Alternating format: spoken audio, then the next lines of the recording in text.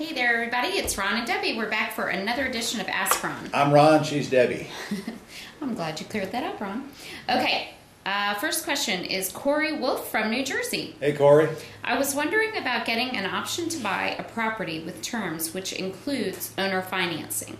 I was talking to a seller who wants 10% down on a rather expensive condo. He's willing to owner finance the rest. Might there be a deal here?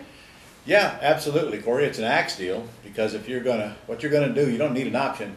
You need a purchase and sale agreement that states he's getting 10% down from your entity, and then you have the right to assign that agreement to a new buyer. It's a straight axe deal. But you got to tell him now. Make sure that he knows that you're not going to personally buy it. You're going to find someone that'll pay more than the 10%. You're going to keep whatever you get above that.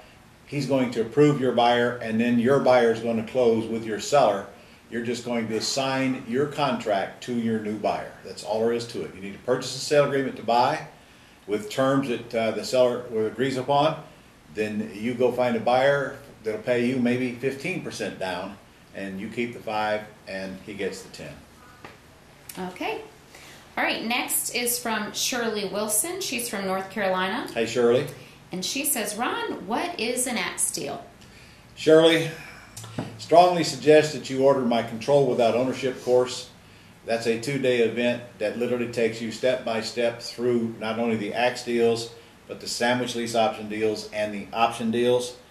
And in a nutshell, an axe deal is an assignment of contracts and terms system. That's what axe stands for. We lease option the property from the seller, sometimes over leveraged, sometimes free and clear, sometimes they have a mortgage but have some equity in it. We do all 3 types of deals. We lease option it from the seller with a clear intent and clarification on the seller's part from us that we're going to find a tenant buyer to install in the property that the seller approves, and then we'll keep the assignment fee we get out of the tenant buyer for assigning our lease option agreement to them. And I know that that probably generated more questions than answers, but I'm glad you're a member. We have some axe videos on this membership site. You should go take a look at those and learn all you can about it. But I tell you, if you order the Control Without Ownership course, it's all right there, step by step. And it's $9.97, but I can tell you that's about 1/5 of a small axe assignment fee. We're doing about 6 or 8 deals here a month. Most of those are axe deals right now. And Scott's, I don't know, the minimum we've ever done is $5,000 assignment fee. So from there it goes up. It's worth you taking the time to learn it. Smartest thing to do, of course, is get into our next Quick Start School, where we literally do them right in front of your face and where you become really good and master the craft. And the next one's not till, what, Debbie, April in Houston. So go look on your site, you'll see our schedule there. And don't forget the convention coming up now. We're doing an all-day axe seminar at no charge at our convention in Las Vegas on July the 3rd. And there we're going to lay it out step by step, and we'll bring in a manual of class and the whole works. But gosh, you don't want to wait that long because there's a lot of money out there right now you can be harvesting with these axe deals. Okay. All right, next from Gary Durst. He's from Ohio. Gary? He says, okay, this is regarding pre-foreclosure owner searches. After exhausting free searches using Auditor, White Pages, etc., any way to locate up-to-date address and phone number of owner? There's a whole lot of ways, Gary. The website's full of skip tracer type sites. I know that 411.com is one, but there's a whole bunch of them. Somebody just told me about one, and it's on the tip of my tongue, and I can't remember the name of it right now. Yeah, I can. Go to TLO.com, and check that out. But actually, if you just go on Google and type in there, how do I find someone in Cleveland or whatever Ohio City you're in, and it'll come up with a bunch of skip tracing sites. You have a good memory to remember that site. You just pulled that out of the blue. Every once in a while something pops back in there. Okay, next is Shauna Arts, and she's from North Carolina. Hey, Shauna. I am aware of depreciation and 1031 exchanges. What are other tax benefits of real estate, and what are simple ways of implementing those ideas? What are the tax benefits of real estate? Well, you do have depreciation. You do have 1031 exchanges, but I can tell you the best tax benefit right now is your Roth IRA. No tax ever. Buy houses in Roth, control them in the Roth. Everything you can do outside of your Roth with real estate, you can do inside and never have to worry about taxes, now or ever. Not true with depreciation, incidentally. You do have to recapture that if you do sell.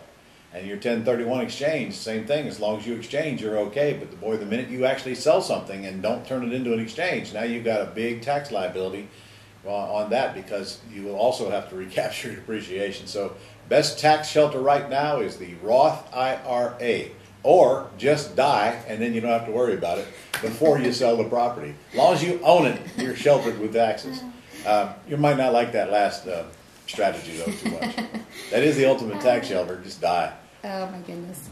Okay, next up. I bet we're going to get letters on this one, aren't we? I'm sure we'll get some comments.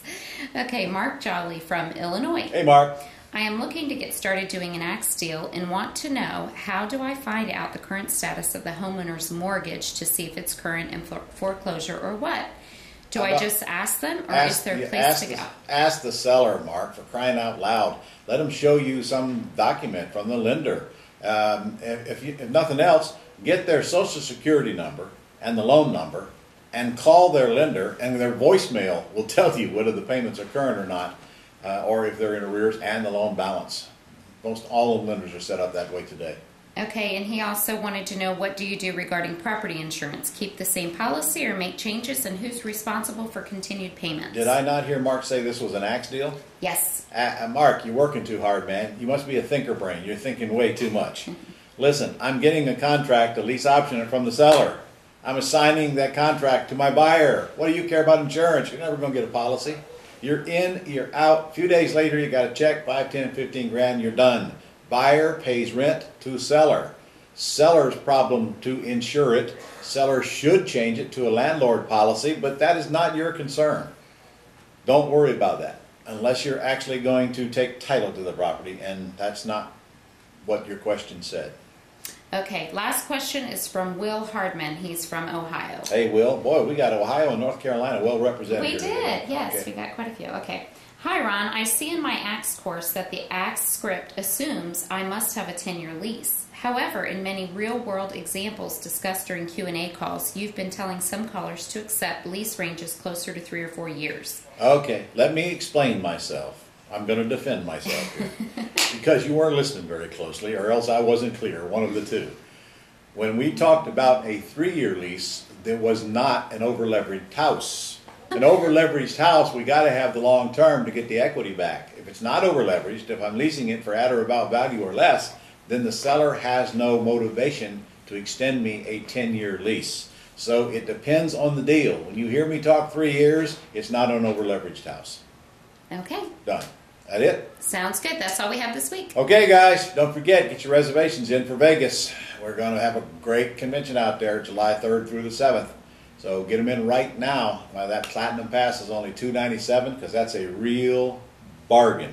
And we got Laurel Langmeyer back. She's going to be out there, and we've got a few new items coming that we haven't even disclosed to you yet. So get your butt to Vegas. What a nice place to be on the 4th of July.